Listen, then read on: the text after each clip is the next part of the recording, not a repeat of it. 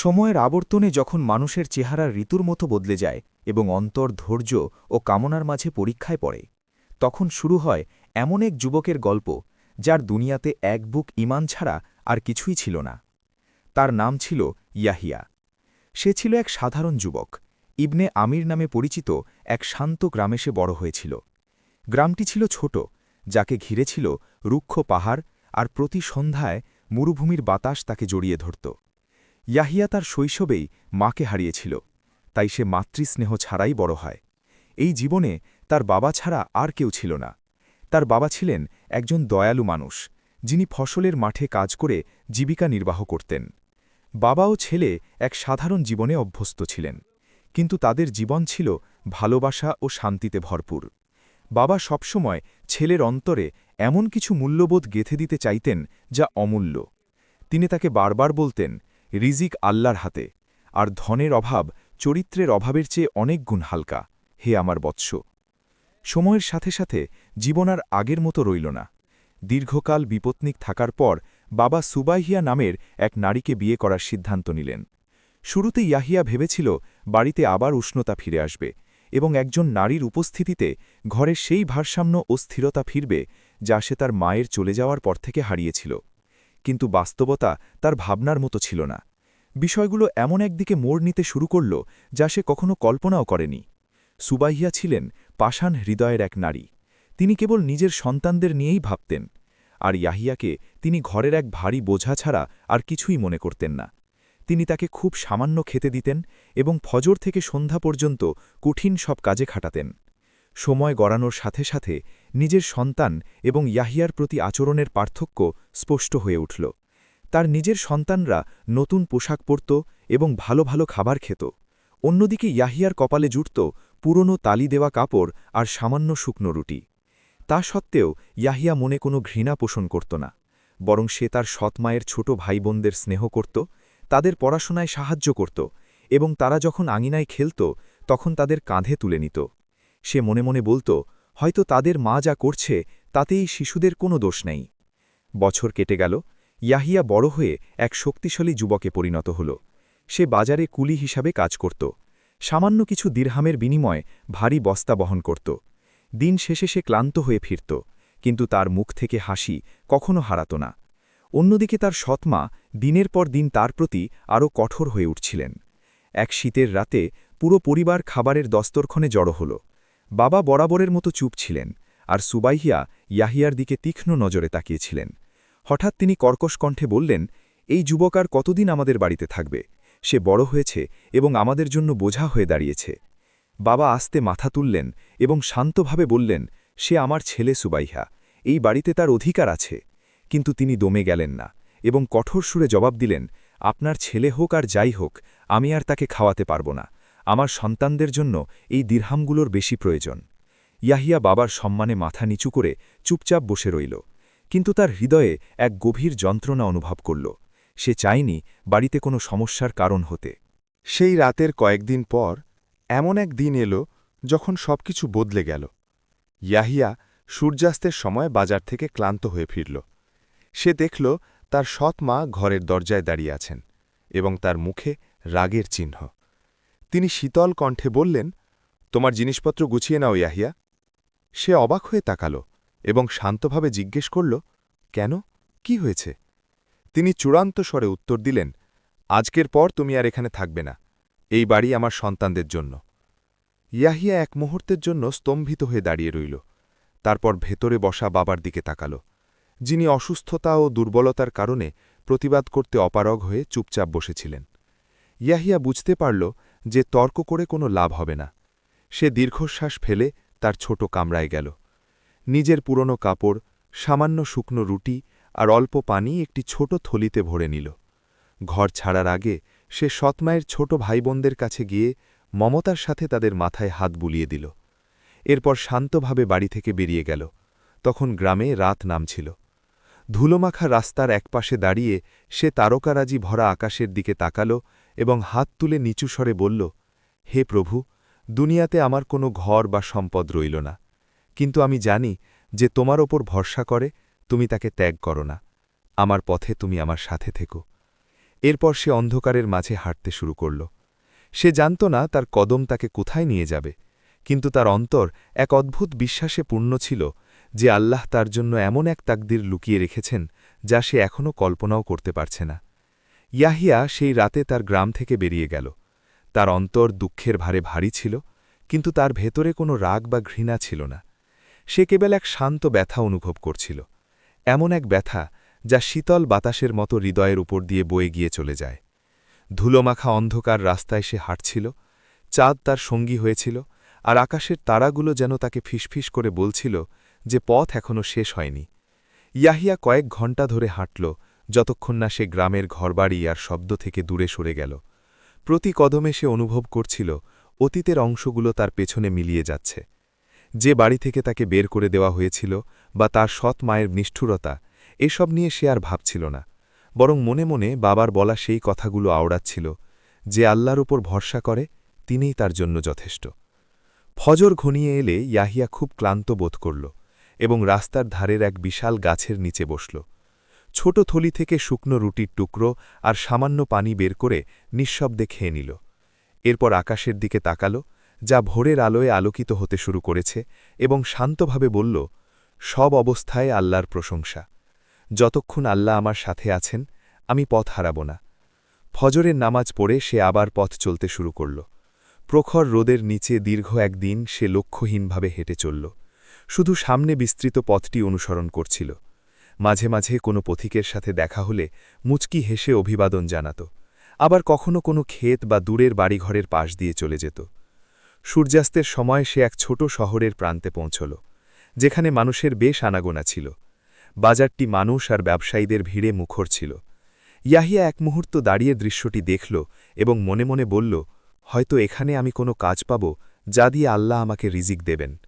সে শান্তভাবে বাজারে প্রবেশ করল এবং কাজের সন্ধান করতে শুরু করল। কিছুক্ষণ পর সে এক ব্যক্তিকে খুঁজে পেল যে গুদামে শস্যের বস্তা নেওয়ার জন্য শ্রমিক খুঁজছিল। ইয়াহিয়া বিনয়ের সাথে এগিয়ে গিয়ে বলল, আপনার যদি কঠোর পরিশ্রম কারো প্রয়োজন হয় তবে আমি প্রস্তুত। লোকটি ইয়াহিয়ার শক্তিশালী গড়হন আর সাধারণ পোশাকের দিকে তাকাল এবং জিজ্ঞেস করল, তুমি কি কঠোর পরিশ্রম সইতে পারবে? ইয়াহিয়া শান্ত আত্মবিশ্বাসের সাথে হেসে বলল, ছোটবেলা থেকেই আমি পরিশ্রমে অভ্যস্ত। এভাবেই ইয়াহিয়া বাজারে কুলি হিসাবে কাজ শুরু করল। সকাল থেকে সন্ধ্যা পর্যন্ত সে ভারী বস্তা বহন করত, ঘামে ভিজে যেত, কিন্তু কখনো অভিযোগ করত না। দিন শেষে সে সামান্য কিছু দিরহাম পেত, যা দিয়ে তার খাবার জুটে যেত। দিন কেটে যাচ্ছিল, আর ইয়াহিয়া সেই শহরে সাধারণ জীবন যাপন করছিল।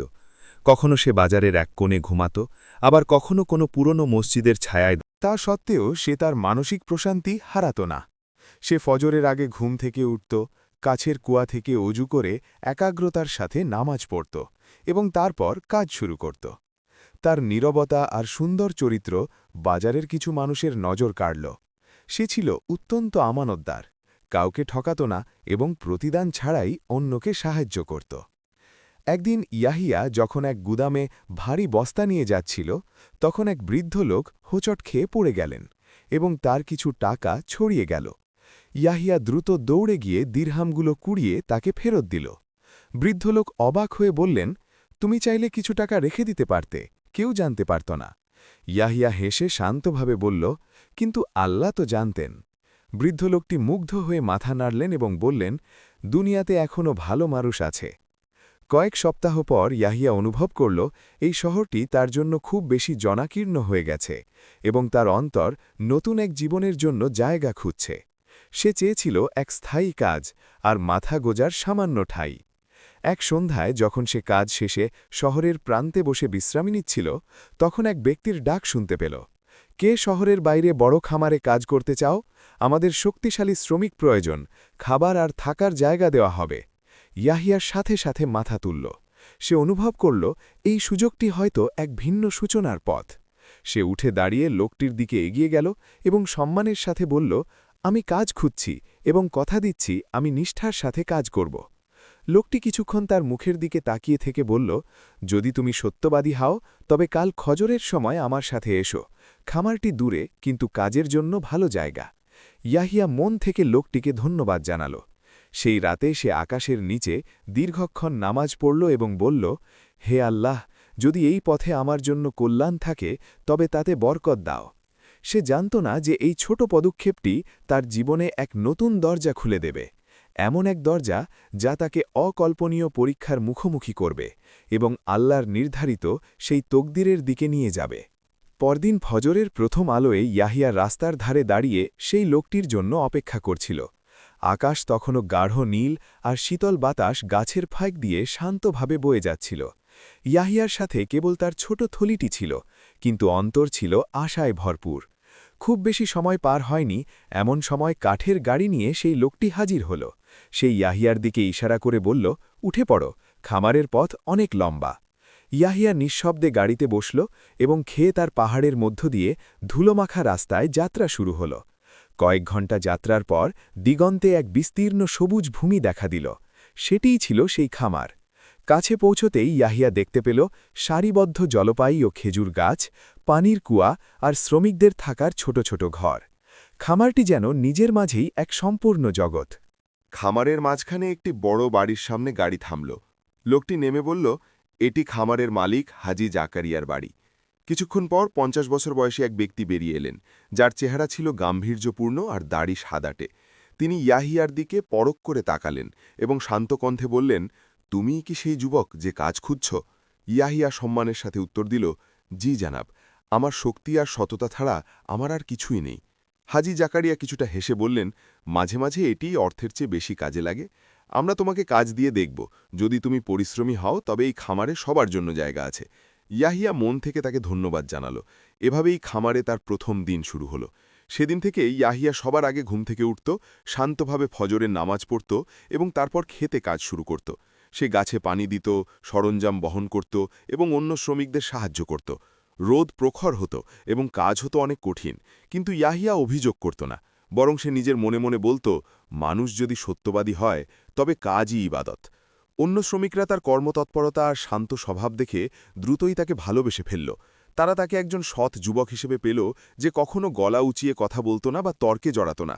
সময়ের সাথে সাথে তার নামাজ আর জিকিরের প্রতি একাগ্রতা দেখে কেউ কেউ রসিকতা করে তাকে শেখ ইয়াহিয়া বলে ডাকতে শুরু করল। এক সন্ধ্যায় যখন শ্রমিকরা কুয়ার পাশে বিশ্রাম নিচ্ছিল, তখন একজন ইয়াহিয়ার পাশে বসে বলল, হে ইয়াহিয়া, তুমি সবার চেয়ে বেশি কাজ করো, কিন্তু কখনো তোমাকে অভিযোগ করতে দেখি না। তোমার কি ক্লান্তি লাগে না? ইয়াহিয়া হেসে শান্তভাবে বলল, ক্লান্তি তো লাগেই, কিন্তু আমি শিখেছি বিশ্রামের আগে ক্লান্তির জন্য আল্লাহর শুকরিয়া আদায় করতে। তার কথাগুলো ছিল সাধারণ, কিন্তু তা চারপাশের মানুষের হৃদয়ে দাগ কাটল।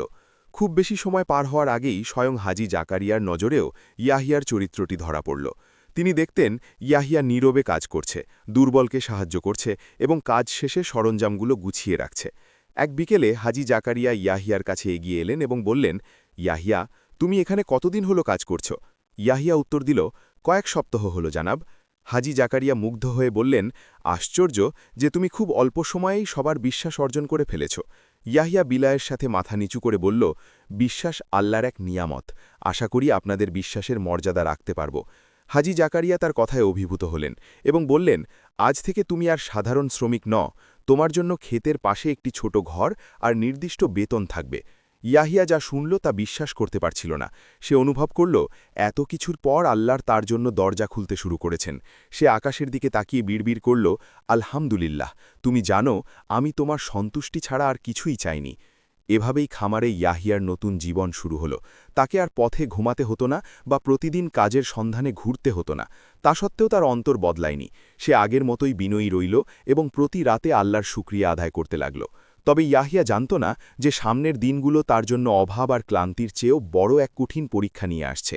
এমন এক পরীক্ষা যা তার সম্মান আর আমানতদারিতাকে এক কঠোর কাঠগড়ায় দাঁড় করাবে এবং চারপাশের মানুষের হৃদয়ের আসল রূপ উন্মোচন করে দেবে। খামারে মাসগুলো শান্তিতেই কাটছিল এবং ইয়াহিয়া সেখানকার জীবনের এক অবিচ্ছেদ্য অংশ হয়ে উঠেছিল। শ্রমিকরা তাকে বিশ্বাস করত এবং তাদের ছোটখাটো বিবাদ মেটাতে তার কাছে আসত। অন্যদিকে হাজি জাকারিয়াও তার ওপর এতটাই নির্ভর করতে শুরু করলেন যে কোনো সিদ্ধান্ত নেওয়ার আগে মাঝে মাঝে ইয়াহিয়ার মতামত নিতেন। ইয়াহিয়া সবসময় নামাজ দিয়ে দিন শুরু করত এবং অন্য শ্রমিকরা ওঠার আগেই খেতে চলে যেত। সে গাছে পানি দিত, পশুদের খাবার দিত এবং সরঞ্জাম গুছিয়ে রাখত। সে বলত, যদি আল্লাহ দিনের শুরুতে বরকত দেন তবে শেষটাও বরকতময় হয়। ইয়াহিয়ার জীবনের এই প্রশান্তি সবার ভালো লাগত না। খামারে জাবের নামে এক শ্রমিক ছিল, যে ছিল উগ্র মেজাজের। অন্যের বিশ্বাস আর সম্মান পাওয়া সে মোটেও সহ্য করতে পারত না। জাবের অনেক বছর ধরে সেখানে কাজ করছিল এবং সে মনে করত ইয়াহিয়ার নতুন অবস্থান যেন তার গুরুত্ব কমিয়ে দিয়েছে। দিনের পর দিন তার মনে হিংসা বাড়তে লাগল। এক রাতে জাবের অন্য শ্রমিকদের সাথে বসে ব্যঙ্গ করে বলল, এই ইয়াহিয়ার কাণ্ড দেখো, এলো মাত্র কয়েক মাস আগে আর এখন এমন ভাব করছে যেন সেই এই জায়গার মালিক। কেউ তার কথার উত্তর দিল না, কিন্তু তার মুখে বিরক্তির ছাপ স্পষ্ট ছিল। সেই রাতেই এমন এক ঘটনা ঘটল যা খামারের পরিবেশ ওলটপালট করে দিল। ভোরের আলো ফুটতেই খামারের বড় বাড়ি থেকে চিৎকারের শব্দ শোনা গেল। এক প্রহরী হাঁপাতে হাঁপাতে শ্রমিকদের দিকে দৌড়ে এলো এবং বলল, হাজি জাকারিয়ার সিন্দুক চুরি হয়েছে। শ্রমিকরা উঠানে জড়ো হল, সবার মুখে দুশ্চিন্তা। হাজি জাকারিয়া রাগে ঘর থেকে বেরিয়ে এসে গম্ভীর কণ্ঠে বললেন, এই খামারে আগে কখনো এমন ঘটনা ঘটেনি। যে টাকা চুরি করেছে সে নিজে থেকেই স্বীকার করো, নইলে আমি নিজেই তাকে খুঁজে বের করব। সবার মাঝে এক ভারী নীরবতা নেমে এলো। প্রহরীরা শ্রমিকদের জিজ্ঞেস করতে শুরু করল যে রাতে কেউ কোনো শব্দ শুনেছে কিনা। কিছুক্ষণ পর জাবের হঠাৎ বলে উঠল, জনাব, রাতে একজনকে আমি গুদামের পাশ দিয়ে যেতে দেখেছি। সবার নজর তার দিকে গেল। হাজি জাকারিয়া তীক্ষ্ণভাবে জিজ্ঞেস করলেন, কে সে? জাবের আঙ্গুল উঁচিয়ে বলল, ইয়াহিয়া। শ্রমিকদের মাঝে গুঞ্জন ছড়িয়ে পড়ল। কেউ বিশ্বাস করল না, আবার কেউ বিস্ময়ে স্তব্ধ হয়ে রইল। ইয়াহিয়া এক পা এগিয়ে এসে শান্তভাবে বলল, জি জনাব, আমি বাড়ির পাশ দিয়ে গিয়েছিলাম, কিন্তু আমি বাগানে পানি দিচ্ছিলাম, যেমনটা প্রতি রাতে করে থাকি। কিন্তু জাবের চতুরতার সাথে মাথা নেড়ে বলল, হয়তো, কিন্তু তুমি ছাড়া আর কেউ ওখানে ছিল না। হাজি জাকারিয়া ইয়াহিয়ার দিকে দ্বিধা ভরা নজরে তাকালেন এবং বললেন, প্রমাণ ছাড়া আমি কাউকে দোষারোপ করব না, আমরা পুরো জায়গা তল্লাশি করব। সবাই ইয়াহিয়ার সেই ছোট ঘরের দিকে চলল। এই কঠিন পরিস্থিতিতেও ইয়াহিয়ার মন শান্ত ছিল, কারণ সে জানত সে নির্দোষ। প্রহরীরা ভেতরে ঢুকে তার সাধারণ জিনিসপত্রগুলো তছনছ করতে লাগল। সেখানে একটি পুরনো বিছানা আর ছোট একটি কাঠের বাক্স ছাড়া কিছুই ছিল না। এক প্রহরী বাক্সটি খুলল এবং হঠাৎ চিৎকার করে উঠল, পেয়েছি! সবাই সেদিকে ফিরল এবং দেখল চুরি হওয়া টাকাগুলো সেই বাক্সের ভেতরে। ইয়াহিয়ার মুখমণ্ডল স্তম্ভিত হয়ে জমে গেল। সে টাকার দিকে তাকিয়ে অস্ফুট স্বরে বলল, আল্লাহর কসম, আমি এই টাকা এখানে রাখিনি, আমি নির্দোষ। কিন্তু শ্রমিকদের গুঞ্জন বাড়তে লাগল। জাবের শীতল সুরে বলল, চোর সব সময়ই অস্বীকার করে। হাজি জাকারিয়া কিছুক্ষণ চুপ করে রইলেন, তার চোখে কষ্ট স্পষ্ট দেখা যাচ্ছিল। তিনি ভারী গলায় বললেন, ইয়াহিয়া, আমি তোমাকে আমানতদার ভেবেছিলাম, কিন্তু যা পেয়েছি তা অস্বীকার করার উপায় নেই। ইয়াহিয়া স্থিরভাবে মাথা তুলে বলল, আপনি যদি আমার সম্পর্কে খারাপ ধারণা পোষণ করেন, তবে যা সঠিক মনে হয় তাই করুন, কিন্তু আল্লাহ সত্য জানেন। হাজি জাকারিয়া গভীর দীর্ঘশ্বাস ফেলে বললেন, যতক্ষণ না সত্য প্রকাশ পাচ্ছে, তোমাকে খামার ছাড়তে হবে। জায়গাটিতে নিস্তব্ধতা নেমে এলো। ইয়াহিয়া কোনো তর্ক করল না, রাগও দেখাল না। সে শুধু তার ঘরে গিয়ে সেই ছোট থলিটি নিয়ে নিল, যা নিয়ে সে একদিন খামারে এসেছিল। যাওয়ার আগে সে আকাশের দিকে তাকিয়ে নিচু স্বরে বলল, হে আল্লাহ, তুমি জানো আমি মাজলুম, তাই সত্য প্রকাশের একটি পথ তৈরি করে দাও। এরপর সে খামার থেকে দূরে হাঁটতে শুরু করল। শ্রমিকরা নীরবতা আর বিস্ময় নিয়ে তার চলে যাওয়া দেখল।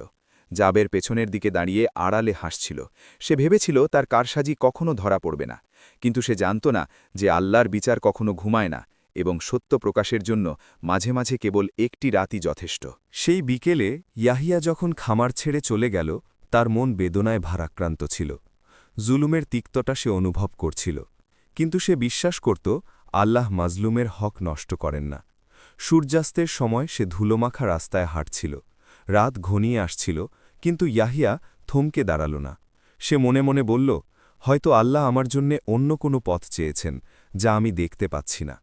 রাত হলে সে রাস্তার ধারের এক বড় গাছের নিচে বসল। থলি থেকে সামান্য রুটি আর পানি খেয়ে সে দুরাকাত নামাজ পড়ল।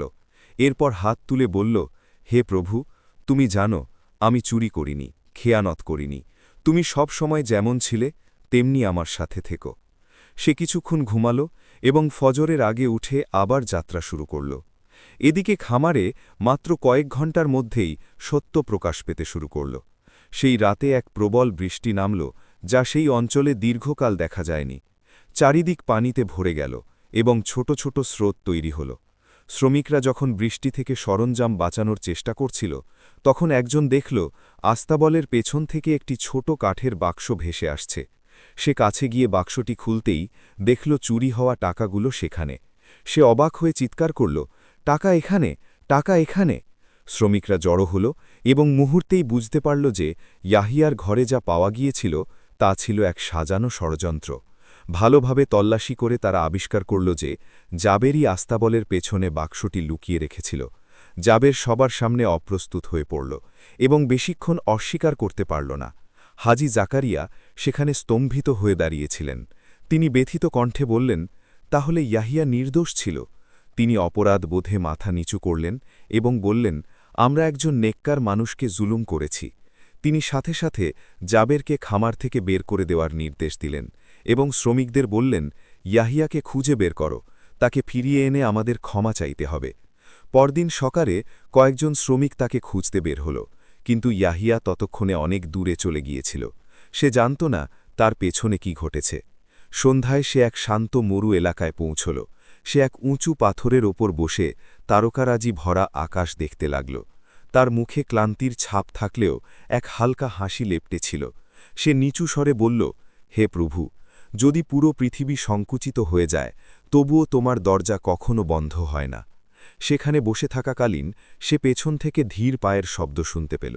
ইয়াহিয়া তাকিয়ে দেখল এক বৃদ্ধ লোক, যার লম্বা সাদা দাড়ি এবং হাতে একটি কাঠের লাঠি। বৃদ্ধটি কাছে এসে শান্তভাবে বসলেন এবং গম্ভীর গলায় বললেন, আসসালামু আলাইকুম হে বৎস, এই জনবানবহীন জায়গায় তুমি কেন এসেছ? ইয়াহিয়া সম্মানের সাথে উত্তর দিল, ওয়ালাইকুমুসসালাম চাচা, আমি এমন এক মানুষ যার জন্যে দুনিয়া সংকীর্ণ হয়ে গেছে, তাই আমি নতুন পথের সন্ধানে বেরিয়েছি। বৃদ্ধটি ইয়াহিয়ার মুখের দিকে তাকিয়ে হেসে বললেন, তোমার মুখ কোনো পথ হারানো মানুষের মুখ নয়, বরং এমন এক মানুষের মুখ যার জন্যে আল্লাহ বড় কিছু লুকিয়ে রেখেছেন। ইয়াহিয়া মাথা নিচু করে বলল, আমি আমার ঘর হারিয়েছি, কাজ হারিয়েছি, এমনকি মানুষের কাছে সম্মানও হারিয়েছি, কিন্তু আমি এখনও বিশ্বাস করি আল্লাহ আমাকে ত্যাগ করবেন না। বৃদ্ধটি মুগ্ধ হয়ে মাথা নাড়লেন এবং নিজের থলি থেকে এক টুকরো রুটি আর অল্প পানি বের করে দিলেন। তিনি বললেন, খাও বৎস, পথ এখনও অনেক বাকি। কিছুক্ষণ নীরবতার পর বৃদ্ধটি তার লাঠি দিয়ে পূর্ব দিকে ইশারা করে বললেন, এই পথ ধরে চলো, সেখানে তোমার জন্য এমন রিজিক অপেক্ষা করছে যা তুমি কখনো কল্পনাও করনি। ইয়াহিয়া অবাক হয়ে জিজ্ঞাসা করল, আপনি কিভাবে জানলেন চাচা? বৃদ্ধটি রহস্যময় হাসি হেসে বললেন, যে আল্লাহর জন্যে ধৈর্য ধরে আল্লাহ তার জন্যে এমন সব দরজা খুলে দেন যা সে আশাও করে না। এরপর তিনি ধীরে ধীরে উঠে অন্ধকারের মাঝে মিলিয়ে গেলেন। ইয়াহিয়া বিস্ময়ে চারিদিকে তাকাল। মনে হল বৃদ্ধটি হঠাৎই অদৃশ্য হয়ে গেছেন। সে দীর্ঘশ্বাস ফেলে বলল, হয়তো এটি আল্লাহর পক্ষ থেকে কোনো বার্তা। সে তার ছোট থলিটি নিয়ে পূর্ব দিকে যাত্রা শুরু করল। সে জানত না তার পরবর্তী কদমগুলো তাকে এমন এক মুহূর্তের দিকে নিয়ে যাবে যা তার পুরো জীবন বদলে দেবে। বৃদ্ধের নির্দেশ মতো ইয়াহিয়া পূর্ব দিকে চলতে থাকল। মরুভূমি যেন শেষ হতেই চাইছিল না, তবুও সে ভয় পেল না, বরং এক ধরনের প্রশান্তি অনুভব করছিল। যখনই তৃষ্ণা বা ক্লান্তিতে শরীর ভেঙে পড়ত, সে এই আয়াতটি বারবার পড়ত, নিশ্চয়ই কষ্টের সাথেই স্বস্তি আছে। এক রাতে যখন চাঁদের আলোয় চারপাশ আলোকিত, সে এক ছোট গ্রামের কাছে পৌঁছল। গ্রামের প্রবেশপথে এক গাছের নিচে সে বিশ্রাম নিতে বসল। চারিদিক নিস্তব্ধ ছিল, কেবল পাথরের ফাঁক দিয়ে বাতাসের শোঁ শোঁ শব্দ শোনা যাচ্ছিল। এমন সময় সে দূর থেকে এক মৃদু আর্তনাদ শুনতে পেল। কেউ যেন সাহায্যের জন্য আকুতি করছিল। ইয়াহিয়া চোখ খুলে সতর্ক হল এবং ছোট প্রদীপটি নিয়ে শব্দের উৎসের দিকে গেল। কাছে যেতেই শব্দটা আরও স্পষ্ট হল। সে একটি পুরনো কুয়ার কাছে পৌঁছল এবং নিচু হয়ে ভেতরে তাকাল। দেখল একটি ছোট কুকুর ভেতরে পড়ে গেছে এবং আপ্রাণ চেষ্টা করেও বের হতে পারছে না। তার শরীর ভিজে একাকার এবং সে শীতে ও ভয়ে কাঁপছিল। ইয়াহিয়া ব্যথিত হয়ে বলল, আহারে বেচারা, তুমি এখানে কিভাবে পড়লে? সে এক মুহূর্তেও দেরি না করে নিজের কাছে থাকা দড়িটি কাছের এক গাছের সাথে বাঁধল এবং সাবধানে কুয়ার ভেতরে নামল। কুকুরটিকে কোলে তুলে নিয়ে সে অনেক কষ্টে উপরে উঠে এল। সে মাটিতে বসে কুকুরটিকে নিজের কাপড় দিয়ে জড়িয়ে দিল যাতে সে উষ্ণতা পায়। কুকুরটি কৃতজ্ঞতাপূর্ণ চোখে তার দিকে তাকিয়ে লেজ নাড়তে লাগল। ইয়াহিয়া তার মাথায় হাত বুলিয়ে বলল, ভয় পেও না, আমি তোমাকে একা ফেলে যাব না। কিছুক্ষণ পর কুকুরটি শান্ত হয়ে তার পাশেই শুয়ে পড়ল। সকালে ঘুম ভাঙলে ইয়াহিয়া দেখল কুকুরটি তার পাশেই বসে আছে। ইয়াহিয়া যখন পথ চলতে শুরু করল, কুকুরটি তার আগে আগে হাঁটতে লাগল। মাঝে মাঝে সে থেমে ইয়াহিয়ার দিকে তাকাচ্ছিল, যেন সে চায় ইয়াহিয়া তাকে অনুসরণ করুক। ইয়াহিয়া হেসে বলল, বন্ধু, তুমি আমাকে কোথায় নিয়ে যাচ্ছ? কুকুরটি একটি ছোট পাহাড়ের পাদদেশে 2 পাথরের মাঝখানে এক সংকীর্ণ জায়গায় গিয়ে থামল এবং উৎসাহের সাথে মাটি খুঁড়তে লাগল। ইয়াহিয়া কাছে গিয়ে পাথরগুলো সরাতেই দেখল সেখানে একটি ছোট সুড়ঙ্গ। সে প্রদীপ নিয়ে সাবধানে ভেতরে ঢুকল এবং আলো ফেলতেই তার চোখ ছানা বড়া হয়ে গেল। সেই গুহাটি পুরনো সিন্দুক, স্বর্ণমুদ্রা আর চকচকে গয়নায় ঠাসা ছিল।